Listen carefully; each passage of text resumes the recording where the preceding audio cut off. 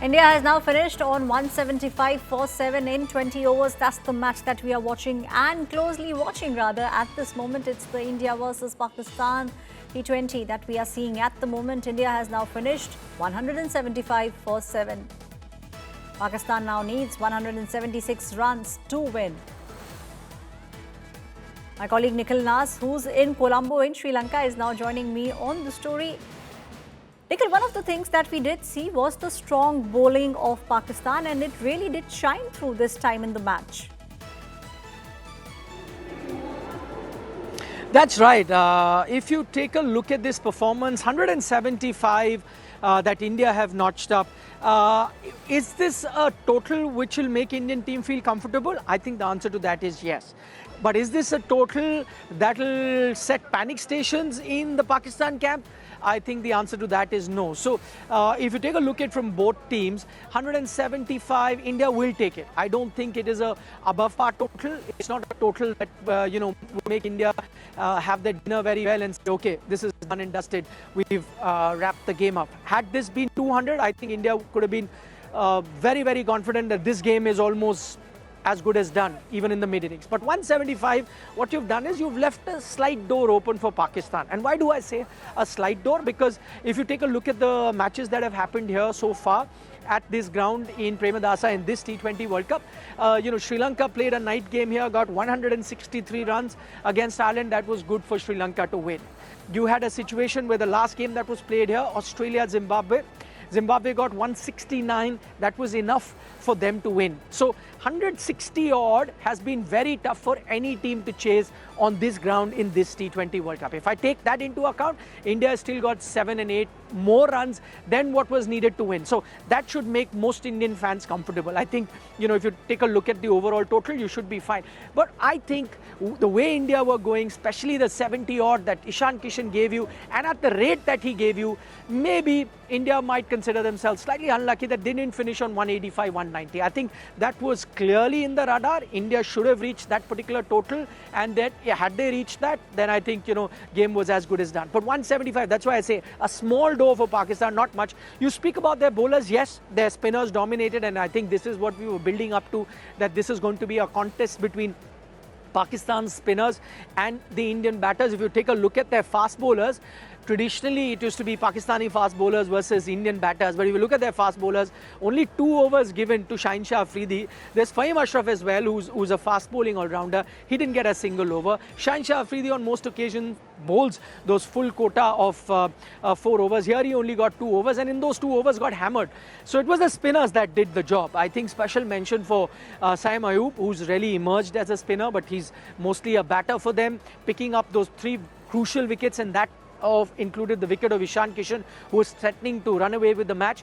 And then you also had, the man that we were always keeping a close eye on, Usman Tariq. And we saw that he does have a lot of variation. He's very, careful with the lengths that he bowls, and that's why he's very stingy in terms of giving away runs. And I think that's exactly what he did. To bowl 4 overs and just give 6 runs an over and pick up 1 wicket as well, I think that's outstanding. And then to think he bowled the 19th over and just gave away, I think, 5 runs in that 19th over. That's gold dust. So Pakistan will take that. That's why I'm saying on occasions it did seem like India should have finished with 185 or 175. If you ask me, at this stage of the game, I'll still say India favourite, because it will require outstanding batting effort from Pakistan to chase that down, and that's not going to be easy for 2 reasons. One, India also boasts of an outstanding bowling lineup. You'll have the Kuldeep Yadav. Remember, India's playing an extra spinner today.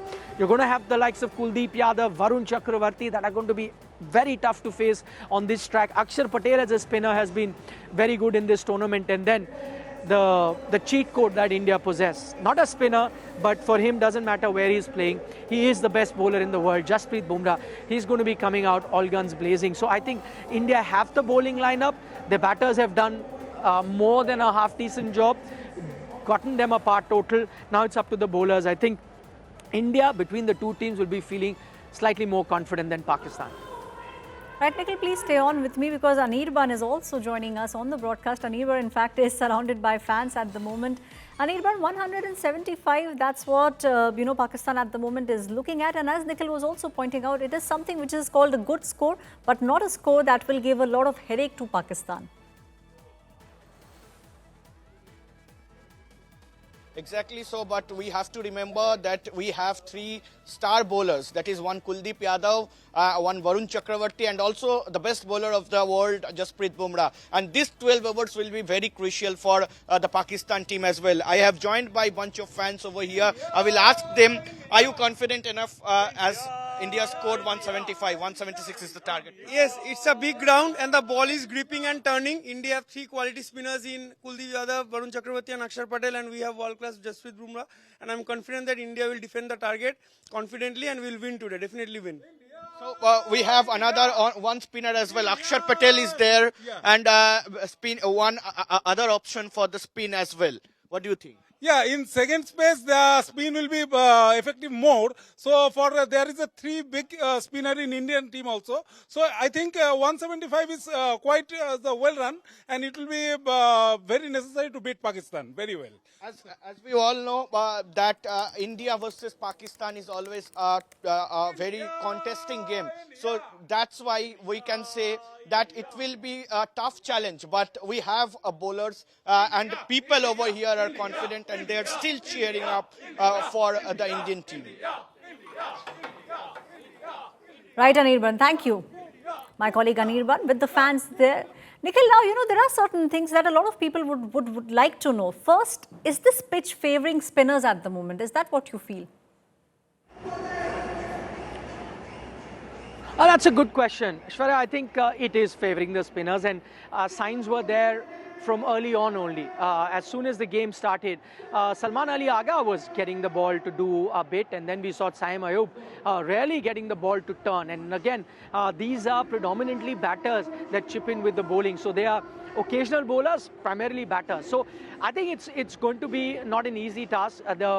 The pitch is slow and the ball is gripping. As I said, India have gotten some good spinners in their ranks as well. And mind you, the other thing that you have to really notice, and that is the trend why 160 odd has been a match-winning total on this ground so far, is the fact that as the game progresses, the pitch gets even slower to bat on. It gets even more sluggish. Only time that doesn't happen is when the dew really sets in. But I'm happy to report right now, because I'm, on the fringes of the ground, I can see the grass below me. There's zero amount of dew. There is no dew at all, and that's great news. Only when dew sets in does the pitch then become slightly quicker, and then the ball skids on. It won't allow the spinners to get the ball to grip and turn. But the dew is not there, which means Indian spinners will also come into play. They'll also get the ball to grip and turn. It's going to be very, very tough. Pakistan will have to bat sensibly if they have to chase this total and also be aggressive at the same time. Can they do that? The batting doesn't inspire confidence. Sahibzada Farhan is going to be the crucial wicket, I think.